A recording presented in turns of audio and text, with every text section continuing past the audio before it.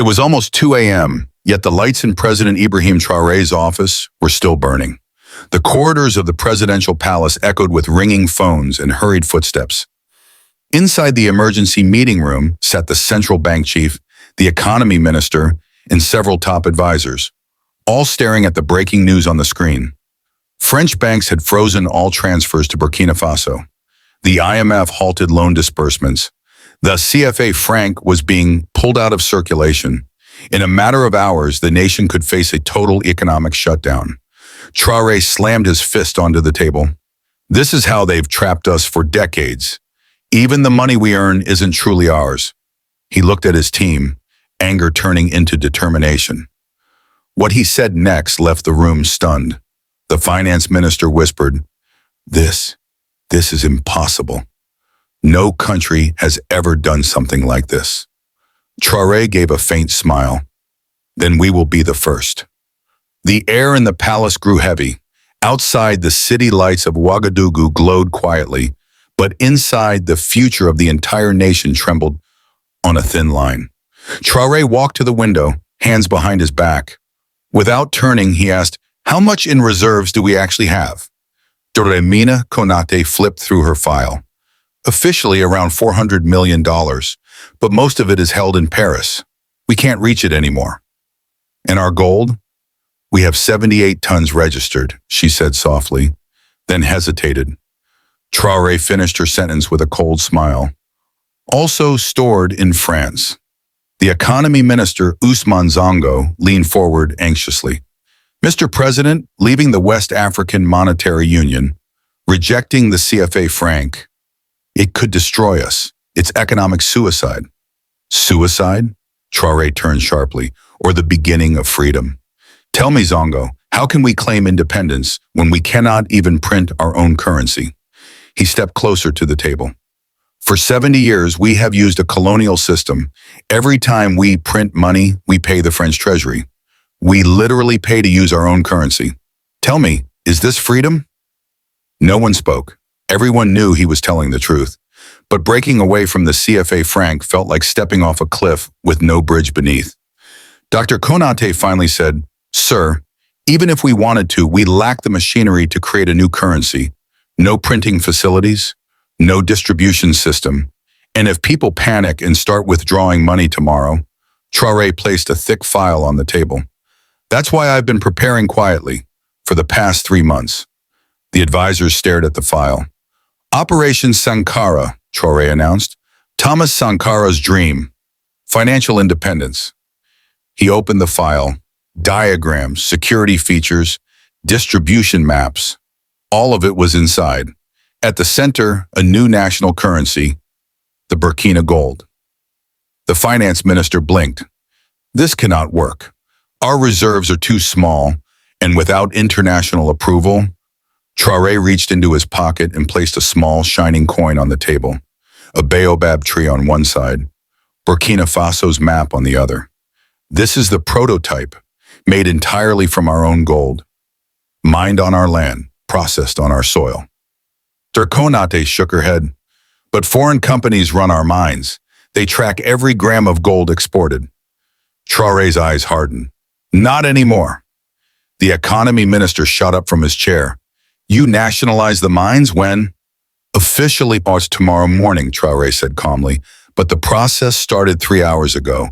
The army is already securing every major mine. French and American executives are being escorted to the border. Respectfully." Shock swept across the room. Dr. Konate whispered, "And the boycotts, the sanctions, they will try to crush us." "Of course they will," Traoré replied. "But first they need access to us, and that's where phase 2 begins." He pressed a button. A world map lit up, with several nations highlighted: Russia, China, Iran, Turkey, India, Brazil. "For the past 6 months," Traoré said, "we've been holding secret. For the last 6 months," Traoré continued, "we've been building quiet agreements with these nations. Direct trade using our own currencies. No dollar, no euro involved. We will sell our gold straight to them, and in return, they'll supply us with the technology, machinery, and essential goods we need." The economy minister swallowed hard. I, I had no idea any of this was happening. You weren't supposed to, Traoré replied gently. If French intelligence had caught even a whisper of our plans, this financial assault would have hit us long before tonight. Dr. Konate lifted the prototype coin and examined it beneath the light. It's beautiful, she said. But will ordinary people accept a new currency so easily? Habits don't change overnight. Traoré gave a confident smile. Our people trust gold. They've kept it in homes with jewelers, with traders, for generations. All we're doing is giving them something real, something solid instead of fragile. He opened another folder. Inside were diagrams of mobile apps and QR-coded cards. This, he said, is where the real revolution begins. On the page were designs for digital wallets. The Burkina Digital Wallet, Traoré announced, a national app, free for every citizen, a digital currency backed fully by gold, secure, transparent, and completely outside Western banking control. The finance minister ran a hand through his hair. This is madness and genius, but how will we make the public believe in it? How do we win their trust? Before Traoré could respond, his assistant rushed in. Mr. President, the conference line is ready. Traoré nodded. To convince our people, he told his team, we must first unite Africa. The large screen flashed on. Faces appeared. Presidents from Mali, Niger, Guinea, Togo, and Benin. Brothers, Traoré began, I'm sure you've all received the same news. The West has once again used its favorite weapon, financial warfare. But this time we are not unprepared. I want to share with you the plan we've built. 2 hours later, when the call finally ended, the atmosphere in the room had transformed. The fear from earlier had shifted into resolve, firm and unshakable. Traoré glanced at the window. The first rays of sunlight were breaking across the horizon. A new dawn, he whispered. Not just for Ouagadougou, but for all of Africa. Dr. Konate closed her laptop. Shall we announce everything tomorrow morning? Traoré shook his head. No, I'll announce it now, before people head to the banks. They must feel courage, not fear. Within minutes, an emergency national broadcast was approved. As his team prepared, Traoré turned the coin in his hand, admiring its shine under the early morning sun. Thomas Sankara, he murmured quietly, speaking to the spirit of the revolutionary leader. Today, we finish the work you began. At 6:30 a.m., as families brewed tea and prepared breakfast, their televisions suddenly switched to a live broadcast. President Traoré stood tall in his military uniform, calm, firm, resolute. People of Burkina Faso, he began, I address you at this early hour because our nation faces a coordinated attack, not with guns, but with banks. Homes, cafes, and markets all fell silent. Last night, Western financial institutions froze our accounts. They canceled loans. They cut us off from our own money. And why? Because we chose sovereignty. Because we demand control of our resources. Because we repeat one truth. Burkina Faso belongs to its people. He raised the gold coin close to the camera. Today, we end the use of the colonial CFA franc. From this moment forward, our nation will use its own currency, the Burkina gold, a currency backed fully by our own gold, carrying true value. Then he lifted his phone, showing the glowing icon of the digital wallet. And this, he said, is the Burkina digital wallet. Every citizen will receive it for free. No more dependence on foreign banks. Your money will sit directly in your own hands. People across the country stared in disbelief, some anxious, some thrilled. Do not fear, Traoré continued. Every CFA franc in your account will be converted into Burkina gold. At double the value, no one will lose. Everyone will. The moment President Traoré promised that no citizen would lose a single coin, people across the country murmured in disbelief. Then the whispers turned into smiles, and the smiles grew into small cheers that spread from home to home. But more importantly, Traoré continued, from today forward, we control our currency. We decide our economic future. The broadcast screen split into multiple windows.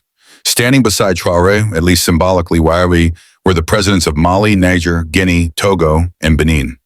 One by one, they delivered the same message. We are leaving the CFA franc together. It was a coordinated exit at Quan, the kind no one had ever imagined possible. This isn't a revolution, Traoré said with a calm smile. It's the final step in our freedom, an evolution toward true independence.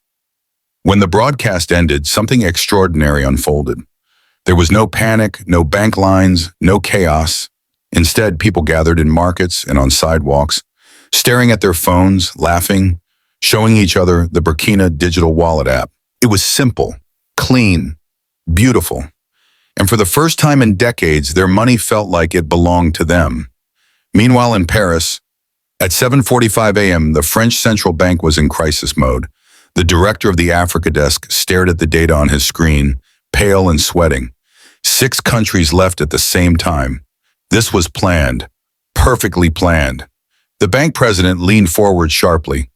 Explain. And worse, look at this. He pointed at the screen. Millions of people downloaded the new digital wallet within hours. The public supports it. There's no panic, no bank withdrawals. The French bank president grabbed his phone. We must begin sanctions immediately. The Ministry of Finance is already calling you, his assistant said, handing him the ringing phone. The voice on the line was frantic. Mr. President, the mines are gone, energy contracts canceled, and the military base authorizations all revoked. West Africa is slipping out of our hands.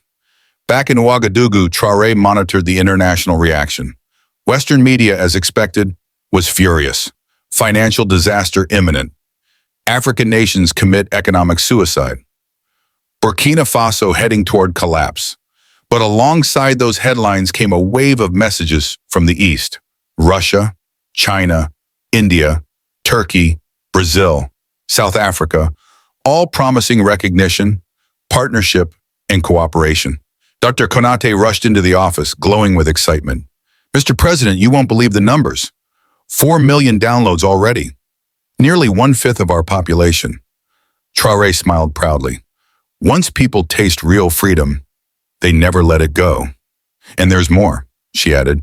Downloads are exploding in Ghana, Congo, Senegal. Everyone is talking about what we've done. A week later, Traoré visited a rural village. People gathered around him as if he were carrying a piece of the future in his pocket. An elderly farmer held up a smartphone hesitantly. Mr. President, I don't know how to use this, he admitted softly. Traoré sat beside him on a wooden bench. Let me show you, he said gently. Press here, and that opens your wallet. This number shows how much Burkina gold you have. The old man's eyes widened. This is the true value of my money. Yes, Father, Traoré said warmly. In this system, no foreign bank can freeze your account. No one can block your transfers. Your wealth is finally yours. The villager clutched the phone against his chest. For the first time, he whispered, voice trembling, I feel safe. That sentence cut deeper than any political speech. This wasn't just economics, it was psychological liberation. Experts predicted Burkina Faso would collapse in weeks, but 1 month passed. The economy held. 2 months. Trade began rising. 3 months later, Traoré was invited to the BRICS summit. In Moscow, global leaders listened with growing fascination as he explained the new system. The Russian president leaned forward. The gold standard disappeared half a century ago, and you have brought it back. Traoré smiled calmly. We haven't returned to the past, he replied. We are building the future with digital gold. A currency built on our own wealth. This is what real independence looks like, Traoré declared confidently. Across the table, the Chinese leader nodded with visible respect. Your digital wallet system, and he said, leaning forward, is unlike anything we've seen.